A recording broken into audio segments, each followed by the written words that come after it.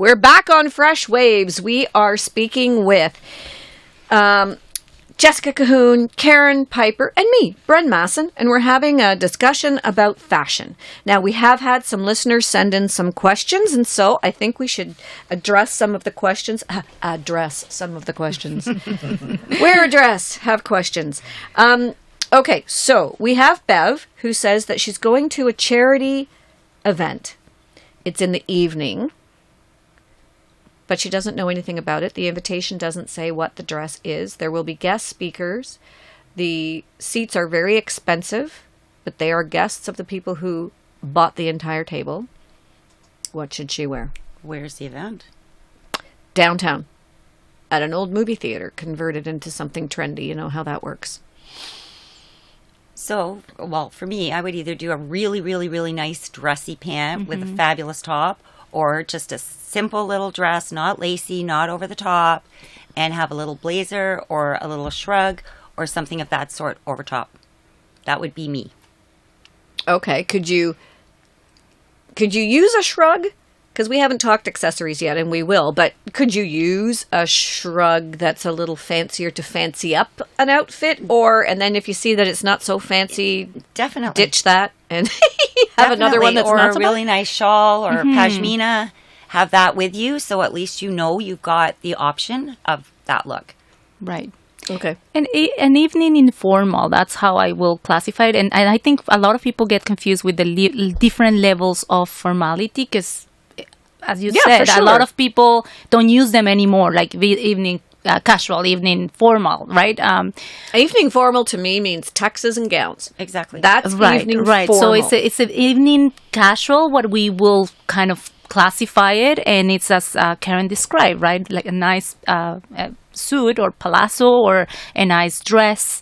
But it shouldn't be too fancy of a dress. Some short dresses are quite fancy.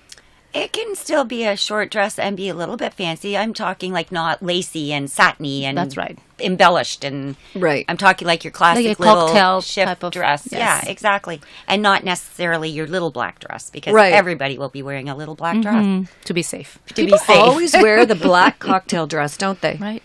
Yeah. I remember when I bought my first little dress, it was velvet with kind of the spaghetti straps and the tighter fitting top and then the skirt flared out at the bottom, and I had a little bolero jacket with it, but I got mine in dark hunter green. I mean, it was just beautiful. See, like that's one of the new colors too. And I was going to go with black, and the lady at the store, she was at one of the stores in Markham, sort of just up from where you are now, and she said, oh, you'd be much better off with the black. You'll get much more wear out of it.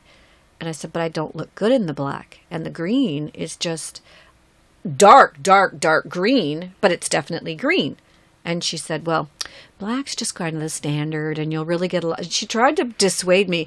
And the first time I wore it, I thought, I'm so glad I went with the green. Exactly. It's just more me. Absolutely. Exactly. And it still looked beautiful.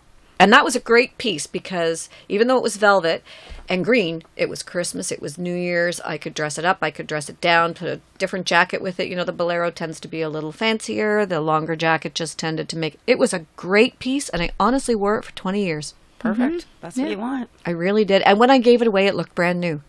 It's just that I'd worn it too much.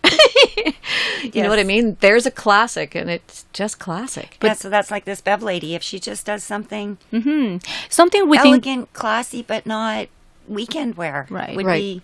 And with the right color, right? We probably will have to see how, what type of color it's. She's kind of she's fair skinned, blue eyes, but like a gray blue eyes and white blonde hair. Okay, well, very nice summery type of colors, right? So she can play with color and she can not try to hide herself on the black dress. And she's very, very fit. She golfs, she walks. She's very, very fit. So, yeah, she doesn't have to wear something big and belowy. Just as you say, a moo-moo.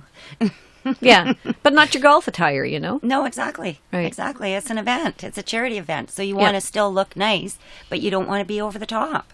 Right. Okay, the other question.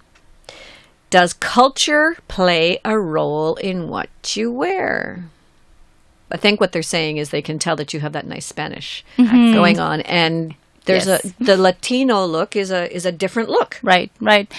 Culture is absolutely something you need to be mindful. The levels of formality by countries are a little bit different. And that's why in tropical weather, you might have a little bit more women and men, right? That it's like, it's just because the climate is so hot that it's more allowed to have a little bit more of a different type of clothing that they choose. That doesn't allow to be like too trashy. You always have to maintain the classic or the classy look, right? But definitely culture, it's something you need to be mindful. And if you're traveling, even for business, right, you need to understand the culture that you're going to and what is acceptable for a business meeting. What do they mean by business casual? What do they mean by evening formal? Because the level of formalities are different in each country. So yes, you have to do, again, right, to me, I think it's all about the research that you have to do. Where is the venue? At what time is it? Do a little bit of like, if this, in the case of the charity, what charity they support? How do the other people look like? If you're going to another country, what do they mean by, it's a business casual, right? Maybe people casual there are some cultures, if it's too hot, Bermudas are good for them on the business casual because they are having cocktails in the afternoon. And so those are the little things that absolutely you have to be very mindful on the culture you're visiting. I think so too. I think I was invited once to the Canadian Tamil Congress, their yearly event. It was a Thai Pongal celebration. And I thought that the women that were not Tamil who were at the event, they don't have to wear a sari. They don't have to dress in the dress of the people, but they should dress appropriately. And you know that saris go down to the floor, so the micro mini is not appropriate in that right event. Exactly. So you don't wear it. It's like when you go to a Chinese or an Indian wedding. Yes. I mean, you know that's what their culture is, so follow the rules. Don't go, like you said, in a micro mini when you're going to something like that. That's just, it's uncalled for. And we need to know our rules, right? Yes. We need to know what the event actually is and what the culture but so is. that you can be respectful. Yes, Exactly. absolutely. You You don't still want have to respect people. Yeah, You're a guest and you custom. have to respect that culture. Yeah. Yes. There was a guy who showed up at a wedding I went to years ago, and he showed up in Bermuda shorts and a Hawaii shirt, and he thought it was really funny. And I can honestly tell you, it wasn't funny. It was disrespectful to the event that he was attending. Yes. It And was to the bride and disrespect- groom. Yeah, it's disrespectful.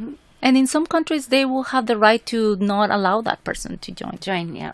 Because Japanese are very traditional, right? You have to respect Right?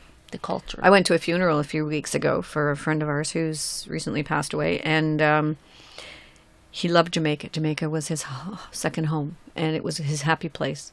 So I went to the funeral, and I could have worn Bermuda shorts and a T-shirt. And that's what they're doing now. But I didn't. Instead, I wore dress pants with my Jamaica Everything Irish shirt, and then I put a jacket over top. And when his wife saw me, she opened my jacket and laughed her guts out. It was fantastic. So there was a little bit of fun, but a little bit of respect too, because you still have to respect the event that you're going to. I think that's really important. And that brings us to the subject that you and I talked about just recently, and I think it's really appropriate to speak of the fact that this kind of dressing for respect is something that you learn from a young age. And I know that the Latino mothers, the Spanish flair of things, this is a cultural thing. You guys, the teachings start from a very young age. And you may be dressing sexy, but there's a limit.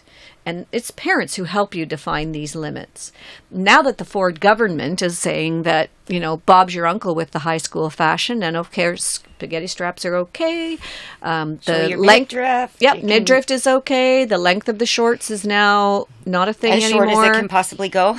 And I just really think that the teaching should start from that age. Dress for respect. Well, when I was a little girl, and my mom's probably listening, I was never, ever allowed to wear jeans to school. Me either. Never, I had to hide my ever, jeans in ever. my backpack in high school and change And when I got to school. I did it once, and bingo, I got caught because she came and picked me up after That's school, and I had the jeans on, Yes. and I got grounded like forever. It felt like forever. But you know what? There is no respect anymore at the schools first of all, these kids shouldn't be in spaghetti straps and their midriff showing. They're there to learn. It's dress for success, not. And the funny thing is, in the school, I've been in the schools when the style was all the crop tops, right? And you see the grade 8s going to write on the board. So they've got their hand up to write on the board, and they're holding their shirt down with the other hand because it's riding up their back. Right. They're not feeling comfortable. That's right. They themselves don't feel comfortable. But why, my point going backwards is, why do mothers let their girls out of the house like that? Because Like, half the it's mothers just- leave at 6 o'clock to beat the traffic to get downtown to their jobs, and they're not home when the kids leave for school. That's the reality of the world today. Today. So, And the reality is that as well, they are focusing on what is not the right focus, right? You if you are here to parent, be a parent. And the easy way is to let it go. But the hard way is to teach them the good things. And that's when, okay, I have this many things to do. I'm not going to deal with my teenager kids. daughter. Yeah. But that's the wrong thing, right? And then now having the government saying, oh, do whatever, it's going to be harder on these kids. And let me tell you why, because I work in an organization where we help people find jobs. And when you're finding a job, you have to shine for your skills, your talent, not for how you look. And if you're giving them the wrong message since they are kids, they are going to be so confused on what's right and what's when wrong. you put out an ad, someone's going to answer your ad. So you better be sure that the ad that you're putting out is the ad you really want. That's right? right. Yes. And that's something now, because the parents are working and they're busy, the teaching is coming from YouTube and social media. It's not coming from the parents anymore. And if it's okay for the Kardashians to wear that, then it should be okay for me too, because I want to be them when I grow up. As unrealistic as that is. Or to me, as awful as that is. But anyway, that's just my personal opinion. But, so here you go. We should be teaching children or kids to dress for success. Exactly. And Dress for who you are. If you're the sports kid, then wear your sports clothes. That's fine. And the thing that on that whole school thing is, when they apparently did the survey or whatever, the parents agreed with it. Well, what parents would agree with that? Like, I don't get it. I will say that when my kids were in school and they had to have, there was a rule of the width of your hand for shoulders, 2 inch and stuff like 2 that. inch rule. Two finger rules. Sorry. 2 finger rules, and the shorts had to be, when you put your hands down, your fingers had to touch the bottom of the shorts. Yeah. That was really unfortunate for little kids, for really little kids. I mean, those little sundresses that 5-year-olds and 6-year-olds can wear, they're super cute. But then when the grade 8s and up start wearing the super spaghetti straps and the really low cuts, there comes a time when you say, nah, that's not really appropriate anymore. You're not 2, you're not 5, and I don't know. But then do you run that argument of, is that sexualizing females because of the choices of their clothing? I don't know. I honestly don't know. Because there's some spaghetti straps that look okay. Not at school. Not at school. Okay, you're right. It's again, right? Knowing the place and the moment and the time, and giving them the right tools since the beginning to make a decision, right? The school is not a place to show your fashion. The school is a place to learn. Exactly. And have fun and be yourself and confident. Not because my friend has a spaghetti stripe and my mom doesn't let me, then I'm wrong. No, you're not. You are there to study. It's that difficult conversations that right now society is trying to avoid, and families are not trying to have these conversations with the kid. Okay. Now bring it up into our joyful listeners again. We had a question from Sandra, and she was saying, dress length. What is the length for the dresses when you're over the age? Always, Mom, if you're listening, this is what you always say to me. You're too old to be wearing your skirt that short. It goes style. And if you've got not nice legs, then you go down to the mid-calf or full length, the knee. But now dress hems are coming down. They're coming down to that classic look of Katharine Hepburn and all those people. It's coming to the knee, which is a little bit sexier, and it's just classy.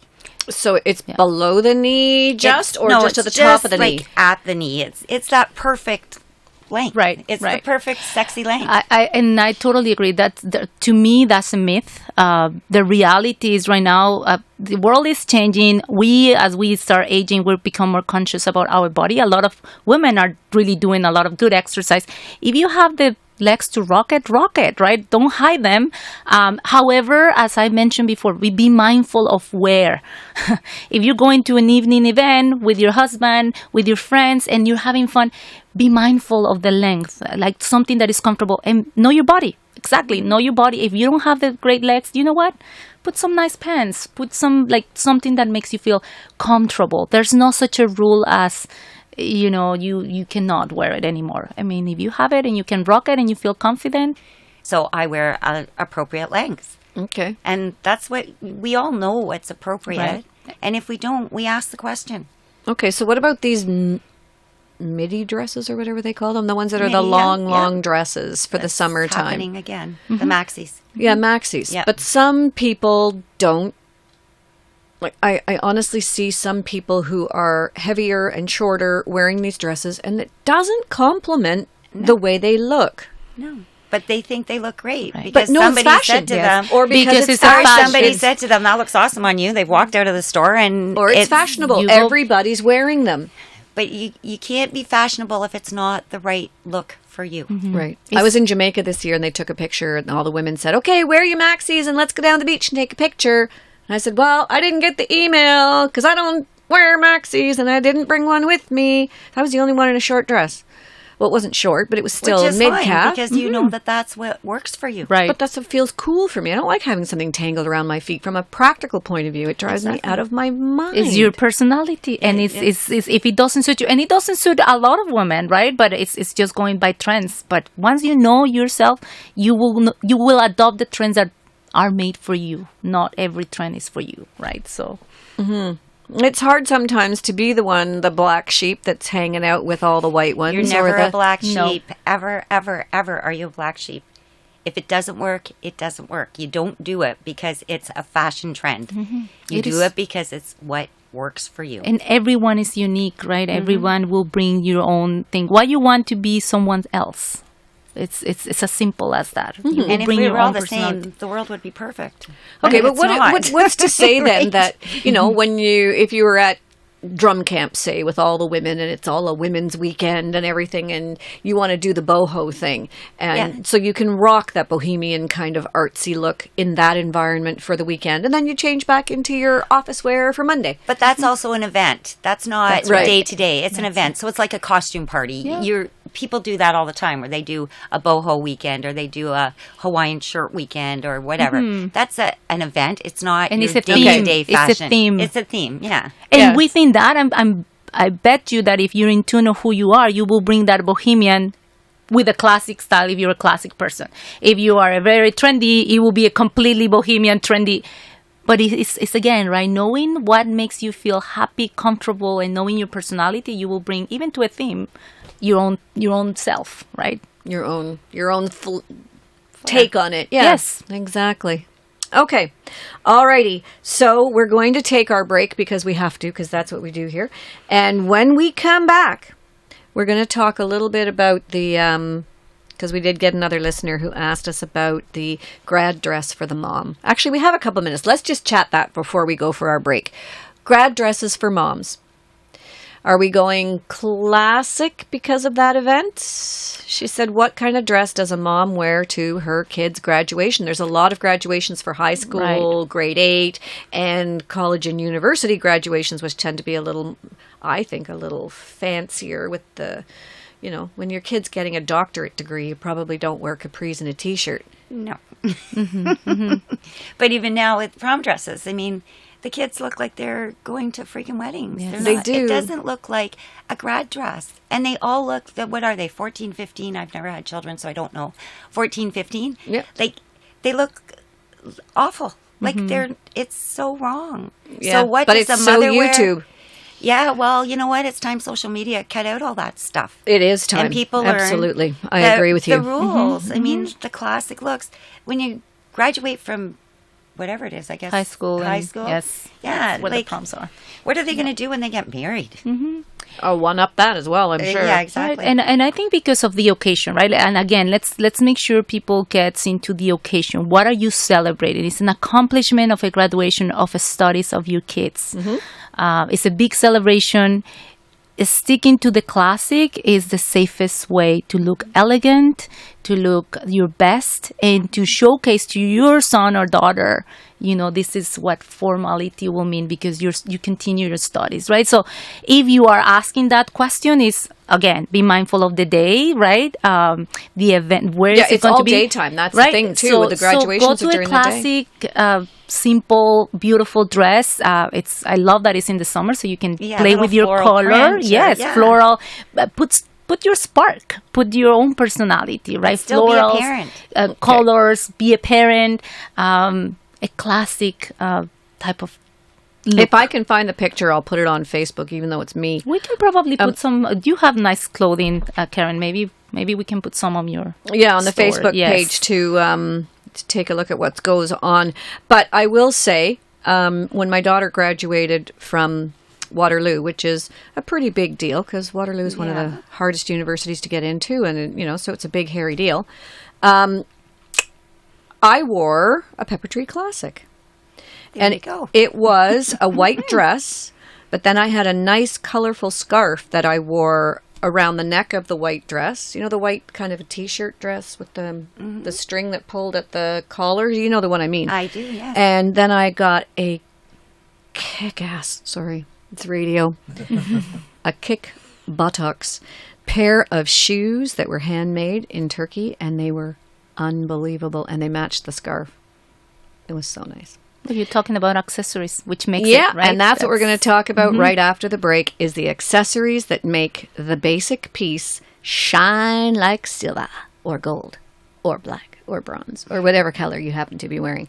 You're listening to Fresh Waves. We're going to take a break now, and we will be back. Stay tuned for the accessories chat. You don't want to miss it because it's crucial to a wardrobe, isn't it?